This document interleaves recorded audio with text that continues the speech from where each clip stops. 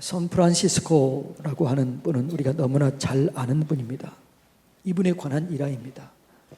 어느 날 두 청년이 이 샌프란시스코 이분에게 제자가 되기 위해서 왔습니다. 선생님, 우리가 선생님 밑에서 좀 배우고 싶습니다. 우리를 받아주십시오. 그렇게 했는데 시험 문제를 냈습니다. 밖에 가면 배추가 있는데 이 배추를 옮겨 심으세요. 그런데 뿌리를 하늘 쪽으로 하고 이파리를 땅에 심으세요. 이렇게 얘기한 거예요. 그런데 첫 번째 사람은 그대로 가서 배추잎을 땅에 심고 뿌리를 하늘 향하게 한 거예요. 두 번째 사람은 우리 선생님이 너무나 깊이 영적인 생활을 하다가 세상 일을 잠깐 잊으셨나 보구나. 내가 바르게 심어야지 하고 뿌리를 땅에 심고 또 잎을 하늘 향하게 했습니다. 그리고 돌아다 봤습니다. 프란시스코가 누구를 제자로 삼았을까요? 1번이요? 2번이요? 어떻게 알았어요? 샌프란시스코는 뭘 본 거예요? 순종을 본 겁니다. 하나님은 우리를 쓰실 때 순종하는 자를 쓰시는 줄로 믿습니다. 여러분이 하나님을 진짜로 사랑하십니까? 다시 한번 묻습니다. 여러분이 하나님을 정말 사랑하십니까? 그러면 여러분이 하나님을 사랑한다라고 하는 증거, 여러분이 하나님을 사랑한다라고 하는 그 사실을 어떻게 나타낼 수 있을까요? 내가 하나님을 진짜로 사랑합니다 라고 하나님 앞에 여러분의 사랑을 어떻게 표현할 수 있을까요? 그 표현을 오늘 요한복음 14장 21절에 이렇게 얘기합니다. 다 같이 한번 읽습니다. 나의 계명을 가지고 지키는 자라야 나를 사랑하는 자니 나를 사랑하는 자는 내 아버지께 사랑을 입을 것이요 나도 그를 사랑해서 그에게서 나를 나타내리라. 하나님을 사랑한다는 건 뭐라고요? 하나님의 그 계명, 그 말씀을 따라 사는 사람이 하나님을 사랑하는 사람인 줄로 믿습니다. 오늘 23절에 똑같습니다. 예수께서 대답하여 이르시되 사람이 나를 사랑하면 내 말을 지키리니 내 아버지께서 그를 사랑하실 것이요 이렇게 말합니다. 우리가 하나님을 사랑한다라고 우리의 사랑을 보일 수 있는 유일한 길은 하나님의 말씀을 따라 사는 것입니다. 믿음의 조상 아브라함이 하나님의 은혜를 입었습니다. 수많은 사람들이 있었지만 그 아브라함이 믿음의 조상으로 선택된 이유, 그 아브라함의 신앙의 여정의 시작이 어떻게 됐느냐? 성경은 이렇게 얘기합니다. 그가 말씀을 따라갔다라고 말합니다. 자, 창세기 12장 1절부터 4절 말씀 다 같이 함께 말씀을 봉독합니다. 여호와께서 아브라함에게 이르시되 너는 너의 고향과 친척과 아버지의 집을 떠나 내가 내게 보여줄 땅으로 가라. 내가 너로 큰 민족을 이루고 내게 복을 주어 내 이름을 창대하게 하리니 너는 복이 될지라.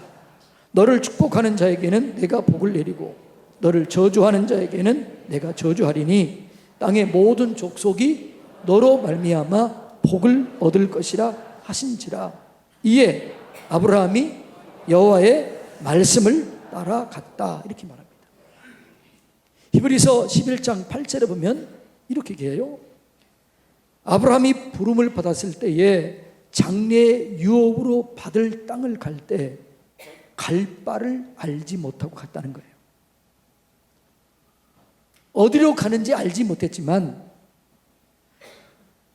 정해지지 않았지만 하나님이 가라고 하는 그 길을, 말씀을 따라갔다는 거예요. 여러분, 하나님은 순종하는 자들을 귀하게 여기시고 그들을 통하여 하나님의 일을 이루시는 줄로 믿습니다. 우리의 삶 속에 왜 고난이 오고, 우리의 삶 속에 왜 환난이 오고, 왜 우리의 삶 속에 어려움이 올까요?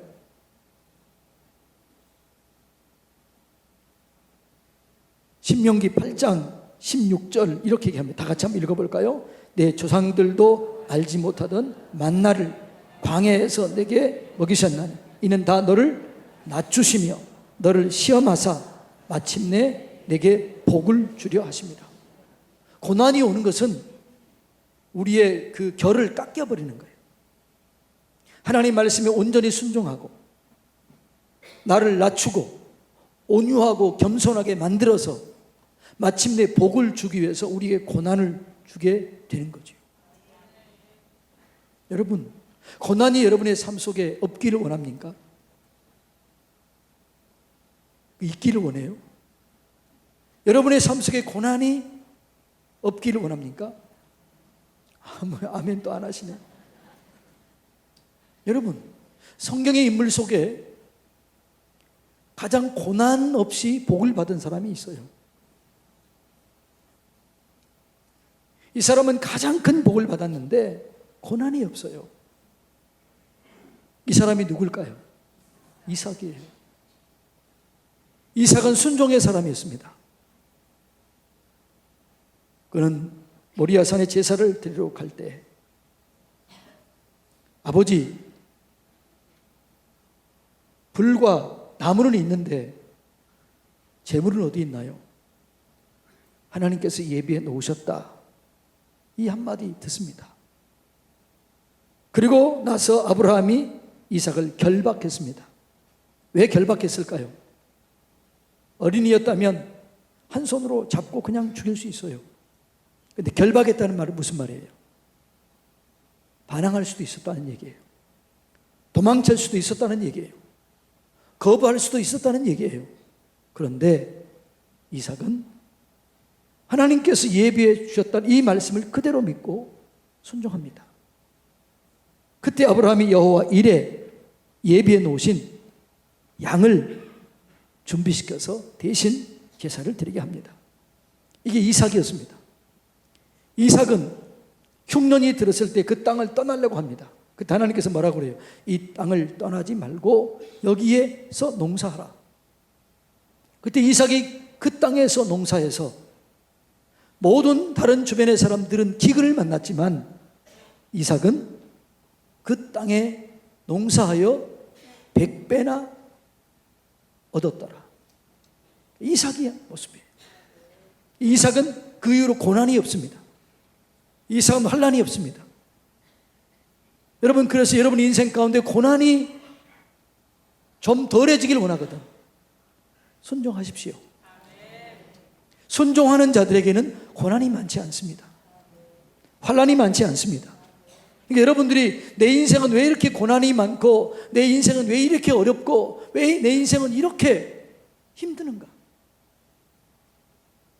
가만히 살펴보면요, 너무 자아가 강해요. 내 생각이 너무 강해.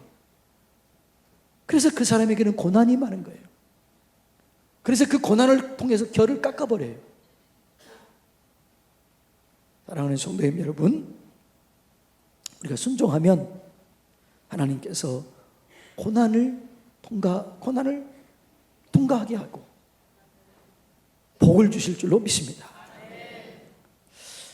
그러니까 이게 하나님의 은혜예요, 은혜. 그러니까 순종하면 은혜를 주십니다. 여러분, 순종함으로 이 하나님 은혜 안에 머물게 되시기를 축복합니다. 그러니까 순종할 때 주신 은혜가 뭐냐?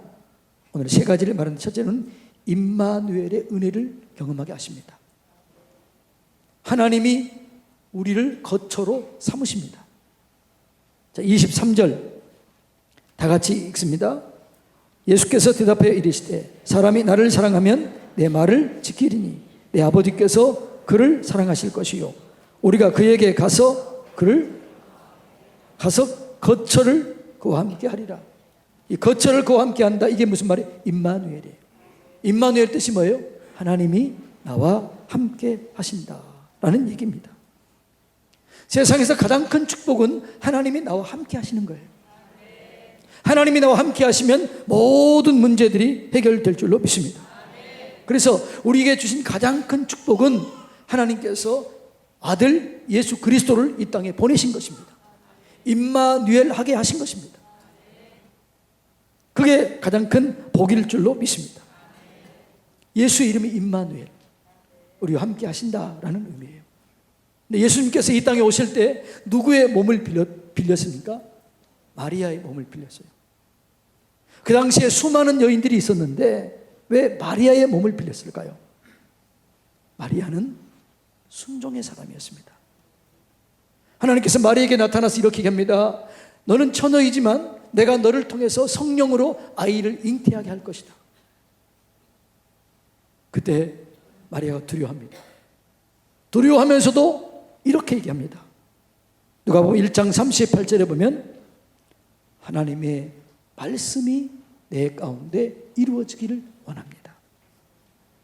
말씀대로 내게 이루어지기를 원합니다. 그 말씀에 순종하는 그 사람을 하나님께서 쓰신 거예요. 여러분, 하나님은 순종하는 사람을 쓰시는 줄로 믿습니다. 가장 큰 은혜는 순종하는 자들에게 주시는 거예요. 그러면 가장 큰 순종이 뭘까요? 가장 큰 순종은 가장 큰 계명을 지키는 거예요. 가장 큰 계명이 뭘까요? 네, 하나님을 사랑하고 이웃을 사랑하라. 하나님 사랑하고 이웃을 사랑하는 게 가장 큰 계명이에요. 그래서 하나님은 누구에게 만나 주십니까? 나를 사랑하는 자들이 내 사랑을 입을 것이요, 나를 간절히 찾는 자가 나를 만나리다. 잠언 8장 17절에 그렇게 말합니다. 그러니까 여러분, 하나님은요, 하나님을 뜨겁게 사랑하고 이웃을 뜨겁게 사랑하는 자들에게 임마누엘 하십니다.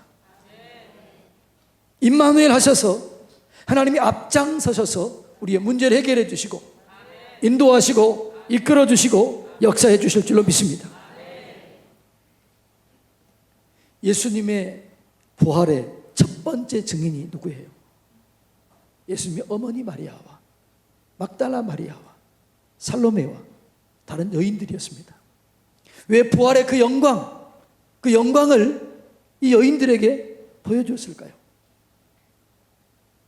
하나님은 성경을 이렇게 얘기합니다. 그들이 하나님을 사랑했다. 예수를 사랑했다는 거예요. 그래서 하나님께서 우리에게 일을 맡기실 때 뭘 볼까요? 어느 대학 나왔느냐? 돈이 얼마나 있느냐? 얼굴이 얼마나 잘생겼느냐? 이거 안 봐요. 하나님께서 우리에게 일을 맡길 때 한 가지 물어보십니다. 베드로에게 하나님께 일을 맡기실 때 한 가지 물어봤습니다. 베드로야, 너가 이 모든 사람들보다 나를 더 사랑하니? 이 모든 것들보다 나를 더 사랑하니?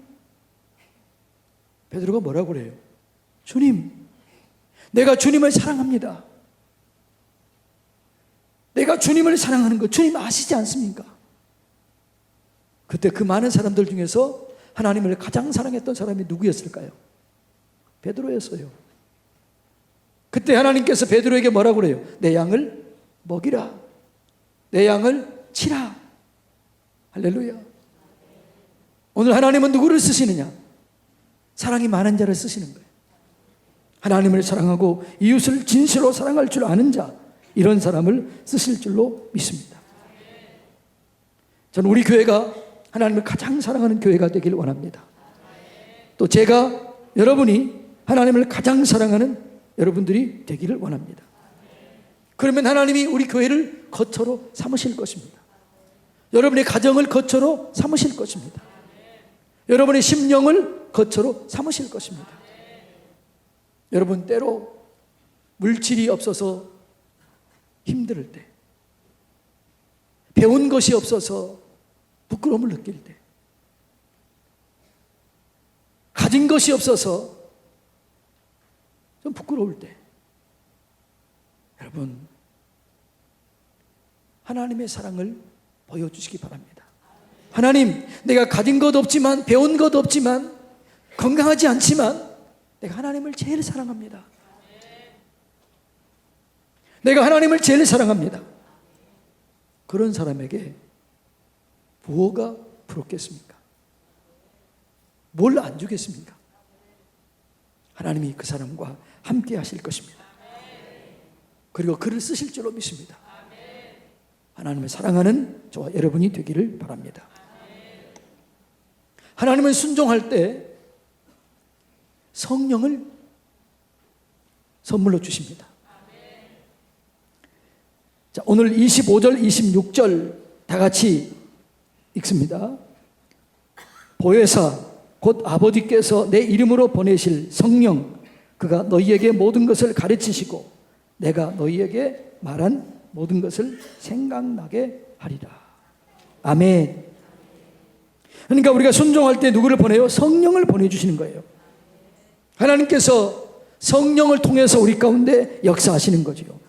그래서 하나님 명령을 순종하는 자들에게 성령을 선물로 주시는 거예요. 성령이 뭘까요? 예수의 영입니다. 예수의 능력이요, 예수의 권능입니다. 성령이 임하시면 권능을 받아요. 어떤 권능을 받을까요? 예수님이 하셨던 일, 그 일을 할 수 있는 권능을 받게 될 줄로 믿습니다. 예수님이 이 땅에서 하셨던 일이 뭘까요? 마태복음 4장 23절로 25절 이렇게 얘기합니다. 다 같이 한번 마태복음 4장 23절로 25절 다 같이 읽습니다. 예수께서 온 갈릴리에 두루 다니사 그들의 회당에서 가르치시며 천국 복음을 전파하시며 백성 중에 모든 병과 모든 약한 것을 고치시니 그의 소문이 온 수리아에 퍼진지라. 사람들이 모든 앓는 자 곧 각종 병에 걸려서 고통당하는 자, 귀신 들린 자, 간질하는 자, 중풍병자들을 데리고 오니 그들을 다 고치셨다는 거예요. 예수님이 하셨던 일, 가르치고 전파하고 고치고 귀신을 쫓아냈어요. 그런데 예수님이 무슨 능력으로? 성령의 능력으로 했다는 거예요. 사도행전 10장 38절. 자, 다 같이 읽습니다. 하나님이 나사렛 예수에게 성령과 능력을 기름 붓듯 하셨음에 그가 두루 다니시며 선한 일을 행하시고 마귀에게 눌린 모든 사람을 고치셨으니 이는 하나님이 함께 하셨습니다. 아멘. 우리가 말씀을 순종할 때 성령님을 우리에게 부어주세요. 성령을 보내주시면 우리 가운데 어떤 일이 일어나게 되느냐? 예수님이 하셨던 일을 할 수 있게 되는 거예요. 요한복음 14장 12절에 보면 내가 진실로 진실로 너희에게 이르노니 너희가 나를 믿으면 내가 하는 일을 할 것이요 또 나보다 더 큰 일을 하게 될 것이다. 그래서 내가 가는 것이 유익이다. 왜? 성령이 오시기 때문에. 여러분, 이렇게 성령이 오시면 하나님의 역사가 일어나게 되는 거예요. 성령이 오시면 우리에게 오셔서 두 가지를 하는데 그게 뭐냐 그러면 모든 것을 가르쳐 주십니다. 구원의 길을 가르쳐 주십니다. 축복의 길을 가르쳐 주십니다. 어떻게 기뻐하며 감사하며 평강 가운데 살아갈 수 있는 능력을 가르쳐 주십니다. 그래서 여러분, 성령의 열매가 뭐예요? 사랑과 희락과 화평과 오래 참음과 자비와 양성과 충성과 온유와 절제인데 이게 성령의 열매예요. 이게 누가 주시는 거예요? 하나님이 주시는 거예요. 성령이 가르쳐 주는 거예요. 우리가 순종할 때 성령을 주셔서 이렇게 능력 있는 삶을 살도록 인도하실 줄로 믿습니다. 이게 여러분 하나님이 하는 겁니다. 네. 그 다음에 성령님은 생각나게 한다라고 말합니다. 오늘 26절에 뭐라고요? 생각나게 하시리라. 죄를 생각나게 해요. 잘못한 것을 생각나게 해요. 우리가 때로는 의식적으로 무의식적으로도 죄를 지을 수 있어요. 그런데 성령이 임하게 되면 생각이 나요. 그리고 성령이 임하게 되면 이 죄에 대한 통증이 임하게 됩니다. 그래서 이 죄를 지면 견딜 수 없게 돼요. 회개하지 않으면 견딜 수 없습니다. 토설하지 않으면 견딜 수 없습니다. 그래서 회개하게 해요. 그리고 우리를 정결하게 해요. 그리고 하나님께서 써 주실 줄로 믿습니다. 죄를 이기게 하는 능력이 우리에게 없어요. 성령이 임하시면 죄를 이기게 하는 능력이 우리 가운데 풀어지게 되는 거죠. 그래서 죄를 이기는 힘이 뭐냐? 성령이라고 얘기합니다. 자, 로마서 8장 1절로 2절 말씀 다 같이 읽습니다. 그러므로 이제 그리스도 예수 안에 있는 자들에게는 결코 정죄함이 없나니 이는 그리스도 예수 안에 있는 생명의 성령의 법이 죄와 사망의 법에서 너를 해방하였습니다. 아멘. 성령의 법이 죄와 사망의 법에서 해방했다는 거죠. 죄를 이기게 하는 거예요. 그리고 생각나게 해요. 저는 기도할 때마다 생각이 납니다. 내가 어떻게 해야 될 것인가?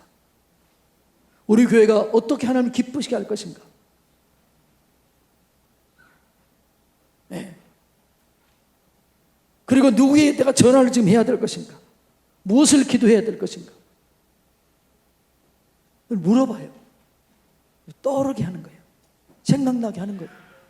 새벽에 기도하다가 우리 성도님들 요즘에 입이 안 보이는구나. 무슨 일이 있을까? 그리고 그때 제가 문자 보내는 사람도 가끔 있을 겁니다. 전화하는 사람도 있을 겁니다. 생각나게 하는 거예요. 예, 이게 은혜인 줄로 믿습니다. 그러니까 성령이 역사하시면요, 내가 무엇을 해야 될 것인가, 무엇을 먼저 해야 될 것인가, 무엇을 나중에 해야 될 것인가, 지금 가장 필요한 것이 무엇인가, 이걸 뭐라고요? 생각나게 하는 거예요. 그래서 우리의 삶이 풍요로워지는 거예요.